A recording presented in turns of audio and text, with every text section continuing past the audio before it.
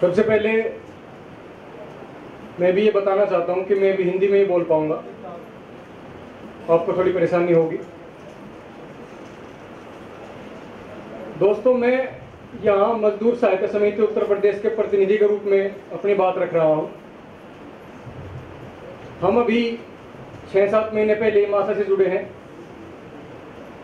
और हमने करीब 2-2.5 साल पहले लॉकडाउन के दौरान मजदूरों में काम करना शुरू किया। मजदूर सहायता समिति के जरिए हमने मजदूरों में लॉकडाउन के दौरान राहत सामग्री पहुंचाना, इस काम से शुरुआत की। इसके बाद हमने उनमें शिक्षण, प्रशिक्षण, उनमें सर्वे का काम और इस काम से हासिल अनुभव के आधार पर एक मजदूर एकता पुस्तिका जैसे बुकलेट भी हमने निकाली। और इस काम के दौरान एक चीज जो हमें सीखने को मिली वो ये है कि सर्वे का जो काम हमने किया वो बहुत ही बुनियादी काम रहा।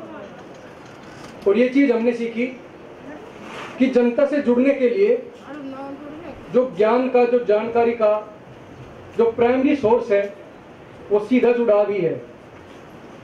सर्वे से जो ज्ञान, जो जानकारी हमें हासिल होती है वो किसी न्यूज़पेपर, किसी मैगजीन और जो सेकेंडरी टर्सरी सोर्स है उससे नहीं हो सकती। तो सर्वे का काम बहुत बुनियादी काम है, ये चीज हमने सीखी। दोस्तों, आज हमारा देश एकदम अभूतपूर्व स्थिति से गुजर रहा है। आज पूरे मजदूर वर्ग पर एकदम सिस्टमेटिक तरीके से प्लानिंग के तहत हमले हो रहे हैं, जबकि दूसरी तरफ जो मजदूर वर्ग है या जो मजदूर वर्ग की लीडरशिप है वो भयानक फूट की शिकार है, भयानक विभ्रम की शिकार है। और इसी फूट और विभ्रम का फायदा उठाकर जो मौजूदा शासक वर्ग है उसने अपने हमलों को तेज कर दिया है। जैसे कॉमरेड बता रहे थे कि आपदा में अवसर, इस तरह के नारे के पीछे की जो बात है वो यही है कि इस फूट का फायदा उठा के कैसे इन हमलों को तेज किया जाए। वैसे तो 1990 में जब देश में एलपीजी, लिबरलाइजेशन, ग्लोबलाइजेशन, प्राइवेटाइजेशन की पॉलिसी के तहत एक जो पॉलिसी मेकिंग थी देश की, उसको और पूंजीपति प्रस्त किया गया और उसको कैपिटलिस्ट की तरफ मोड़ दिया गया। उसके बाद से आने वाली हर सरकार ने, चाहे वो किसी भी झंडे, किसी भी पार्टी की सरकार थी, उसने मजदूरों पर हमले का काम किया। और श्रम कानून, जैसे कि पिछले कॉमरेड ने बताया कि 1926 से लेके और आजाद भारत के बाद तक भी जो मजदूर संघर्षों ने अपने खून पसीने के दम पर जो अधिकार हासिल किए थे, उनमें लगातार 1990 से बाद से कटौती जारी थी। लेकिन 2014 में नरेंद्र मोदी की सरकार आने के बाद इस कटौती में अभूतपूर्व तेजी आई। बल्कि ये कहा जा सकता है कि बचे कुचे जो भी बचे हुए श्रम कानून, हक हकूक मेहनतकश वर्ग के थे, उनको एक झटके में स्क्रैप कर दिया गया, एक झटके में खत्म कर दिया गया। और इन कानूनों के खिलाफ और इन कानूनों के प्रति जो पूरा मजदूर वर्ग है देश का, उसमें कोई जागरूकता, कोई आंदोलन की जैसी चीज नहीं हमें दिखाई दी। इसकी वजह यही है कि जो लीडरशिप करने का काम है वही दिक्कत है, वहां भी अभी समझ की, विभ्रम की दिक्कत है। और जैसे पिछले कॉमरेड बता रहे थे कि जो केंद्रीय यूनियन है, जो संगठित मजदूर वर्ग में काम करती है, C2 है, एटक है, उनकी जो लीडरशिप है वो पूरी करप्ट है। लेकिन उनका आम मजदूर वो अभी भी बदलाव के पक्ष में है, वो चाहता है कि उनको सही दिशा मिले।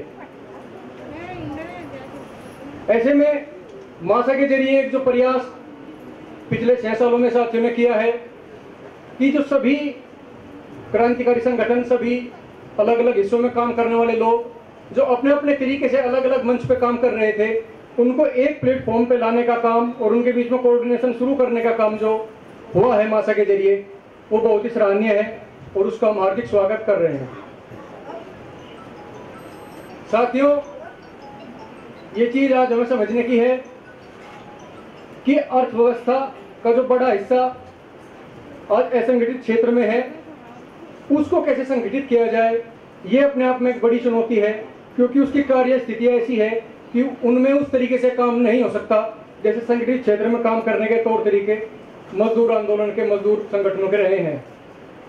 लेकिन इससे भी बड़ी चुनौती ये है कि जो मजदूर वर्ग को लीडरशिप देगा, औद्योगिक मजदूर, इंडस्ट्रियल लेबर, उसमें जो फिलहाल काम करने वाले संगठन है, जो केंद्रीय यूनियन है, जो करप्ट है, उनको कैसे हम रिप्लेस करें, उनमें कैसे अपनी जगह बनाए, ये आज सबसे बड़ी चुनौती है। क्योंकि अगर लीडरशिप को हम ठीक नहीं करेंगे तो हमारे सारे प्रयास किसी काम के नहीं रहेंगे। तो साथियों, आज इस जो भी निराशा का दौर जितना भी है, उसमें माशा के जरिए जो नई रोशनी पैदा हुई है, इससे हमें आज सीखने की जरूरत है। इसके अलावा जो आंदोलन है, आंदोलन के तो ढेरों उदाहरण हाल के दौर में हमने देखे हैं, चाहे किसान आंदोलन हो, चाहे मारुति का आंदोलन 10 साल पहले था हुआ हो, या फिर अलग अलग क्षेत्रों में जो चलते रहते हैं।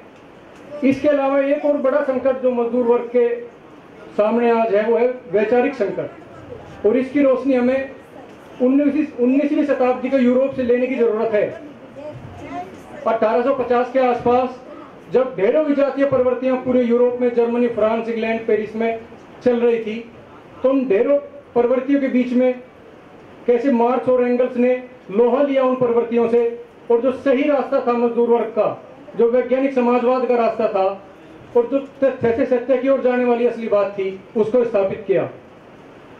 तो आज आंदोलन करने के साथ साथ ये भी मजदूर वर्ग के क्रांतिकारी साथियों की प्राथमिक जिम्मेदारी है कि इस वैचारिक विभ्रम को और जो भी डिफरेंसेस बीच बीच में मौजूद है उनको कैसे खत्म किया जाए, और कैसे हम वैचारिक एकता भी स्थापित करें, ताकि सच्ची लीडरशिप और ठोस लीडरशिप आज हम मजदूर वर्ग को दे सकें। तो दोस्तों, मैं यही कहते हुए बात खत्म करूंगा कि साउथ कन्वेंशन के जरिए इस बात की शुरुआत हो चुकी है, और ईस्टर्न कन्वेंशन, सदर्न कन्वेंशन, उसके बाद में नॉर्दर्न कन्वेंशन होगी। इससे यही मैसेज निकल के मजदूर वर्ग के सामने जा रहा है कि वो दिन दूर नहीं है कि जब एक ही झंडे के नीचे और एक ही लीडरशिप के नीचे पूरे देश का मजदूर वर्ग संगठित होगा और पूंजीपतियों की सेंट बजा देगा। इनकलाब जिंदाबाद।